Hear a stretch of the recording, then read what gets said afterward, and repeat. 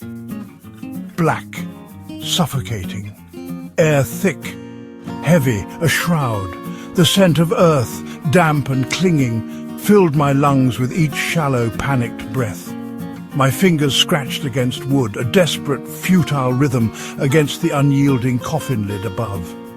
Panic swelled, a living thing pressing me down, down, down into the suffocating darkness. How long had it been since the priest's murmured words, the crumbling earth drumming on my wooden shell?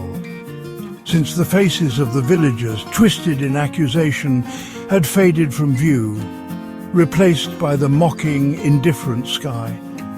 Time was meaningless now, measured only by the rasp of my breath and the frantic beat of my heart against my ribs. They had believed the lie, those good, simple people. Believed the whispers, the accusations, the cleverly woven tapestry of deceit. And I, stripped of voice, of dignity, of even the space to draw breath, was condemned, buried alive beneath their fear and ignorance.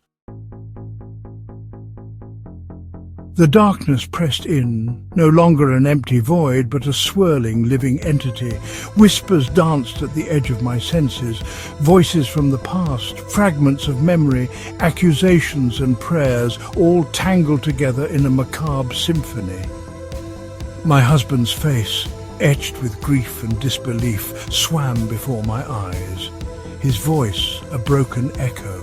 My children, their laughter a distant chime, their small hands reaching for mine, a phantom touch that sent shards of ice through my heart. They were gone now, lost to me in the world above, swallowed by the lie that had consumed me, leaving me to rot in this suffocating darkness.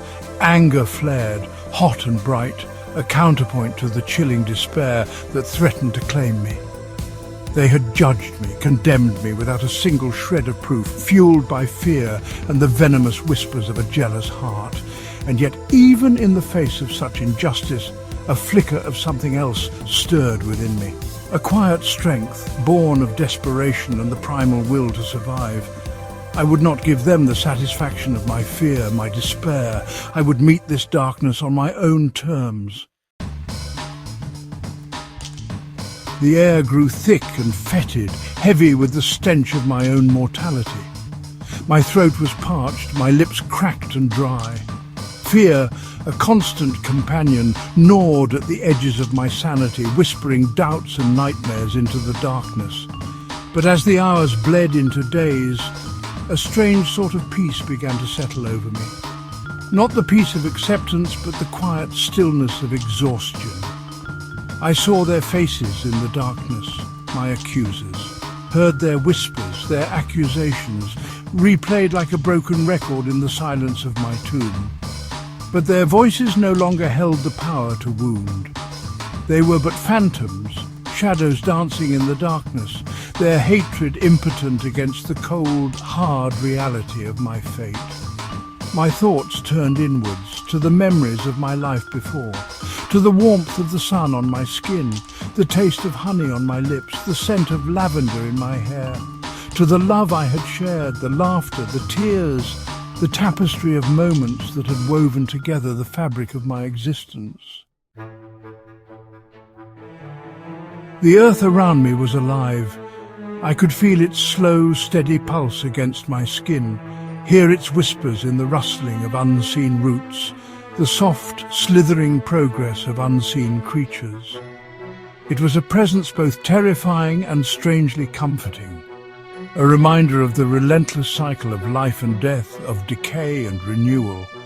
Tiny tendrils of something cool and insistent began to snake their way across my skin, tracing the contours of my face, my hands, my body. Roots seeking sustenance, driven by an ancient primal hunger. I closed my eyes and let them come, a strange sort of intimacy in their blind, unyielding embrace. The pain, when it came, was a welcome distraction from the relentless march of time, a sharp, insistent reminder that I was still alive, still capable of feeling. I welcomed it, clung to it, even as it tore at my flesh, a testament to my continued existence. Memories flickered like fireflies in the darkness. My wedding day, a riot of colour and laughter. The birth of my children, each tiny hand clutching at my finger with surprising strength. The simple joys of a life well lived.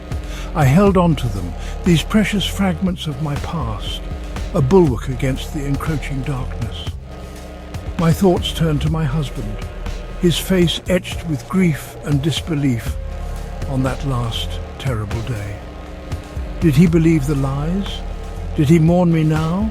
Or had he found solace in the arms of another?